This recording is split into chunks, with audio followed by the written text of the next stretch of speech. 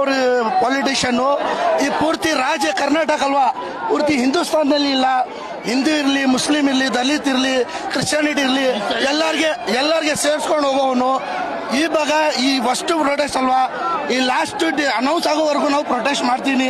ನಾವು ಡಿ.ಕೆ. ಶಿವಕುಮಾರ್, ಸಿದ್ದರಾಮಯ್ಯ ಸಾಬು ಎಲ್ಲರಂದ್ರೆ ಅವ್ನು ರಿಕ್ವೆಸ್ಟ್ ಮಾಡ್ತೀನಿ, ಇದು ಸಮೀರ್ ಅಹಮದ್ ಖಾನ್ಗೆ DCM ಕೊಡಬೇಕು.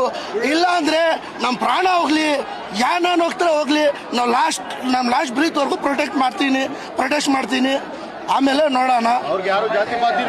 ಇಲ್ಲ ಯಾವತ್ತು ಎಲ್ಲರಿಗೆ ಒಂದೇ, ಬೇಕೇ ಬೇಕು, ನಮ್ಗೆ ಬೇಕೇ ಬೇಕು.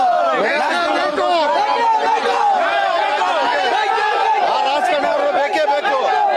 ಯಾಕಂದ್ರೆ ಅವರೆಲ್ಲರೂ ಬಡವರು, ಜಾತಿ ಪಾತಿ ಅವ್ರು ನೋಡಿಲ್ಲ,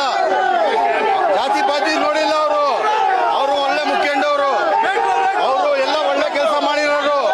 ಬೇಕಾದ್ರೆ ಪೂರ್ತಿ ಇಂಡಿಯಾದಲ್ಲಿ ಬೇಕಾದ್ರೆ ಗ್ರೌಂಡ್ ರಿಪೋರ್ಟ್ ತಗೊಳ್ಳಿ ನೀವು.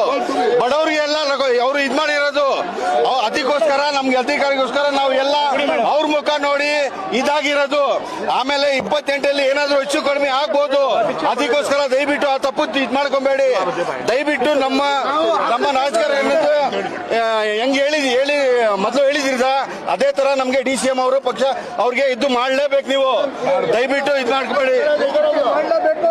ಸಮೀರ್ ಅಹಮದ್ ಖಾನ್ ಅವ್ರಿಗೆ DCM ಸ್ಥಾನ ಮಾಡಲೇಬೇಕು.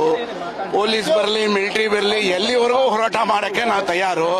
ನಮ್ಮ ಪ್ರಾಣ ಬೇಕಾದ್ರೂ ಕೊಡಕ್ಕೂ ತಯಾರು. ಸಮೀರ್ ಅಹಮದ್ ಖಾನ್ಗೆ DCM ಸ್ಥಾನ ಕೊಟ್ಟಿಲ್ಲ ಅಂದ್ರೆ ಇದೆಲ್ಲ ಏನಿಲ್ಲ. ಮುಂದಕ್ಕೆ ಎಲ್ಲಿವರೆಗೂ ಸರಿ ಹೋರಾಟ ನಡೀತಾನೆ ಇರ್ತದೆ. ಈ ಹೋರಾಟ ಬಗ್ಗೆ ಯಾವತ್ತೂ ನಿಲ್ಲಿಸೋದಿಲ್ಲ.